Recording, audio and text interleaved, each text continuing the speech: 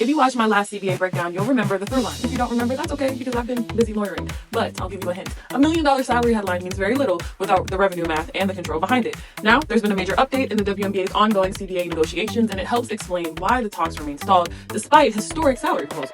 I'm Lorraine, your favorite lawyer, and this is the Rapid Refresh. Now, this update comes as negotiations have already moved into a second extension window with a new January 9th deadline now in place, raising the stakes for the players, owners, and expansion teams alike. This negotiation has been framed as revenue-based on both sides, but the substance tells a very different story. Earlier in talks, the Players Union proposed a revenue-sharing model that would have started players at approximately 29% of total league and team revenue, with a percentage increasing each year over the life of the CBA. That proposal was rejected by the league. Since then, the two sides have remained very, very far apart. The players' current framework starts with total league and team revenue, allocates the player share first, then sets the salary cap with required audits to ensure transparency. The league's proposal, by contrast, shares 50% of a defined portion of revenue, not total revenue, and the definition is still unclear, and what qualifies as shareable remains contested.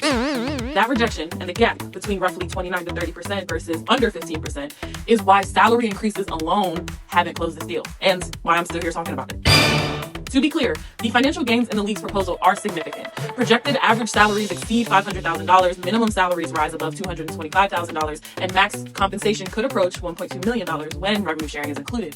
But the players aren't rejecting higher pay, and they haven't been this entire time. They're questioning whether those numbers reflect the true participation in growth or are simply higher wages under a system where ownership and control remain centralized and restrictive. And one place that control shows up most clearly is with the rookies. The league proposed a mandatory draft combine where invited players who don't participate could see their base rookie salary cut by 50%, while also declining to shorten the 4-year rookie contracts. That combine would likely take place during the women's college postseason, forcing incoming players to choose between NCAA commitments and protecting their professional leverage, something that the men are never asked to do. In a growing league, how rookies enter the system matters because it determines who benefits from growth first and who waits. The league is also proposing to lengthen the season and open training camps as early as mid-March. On paper, that signals growth.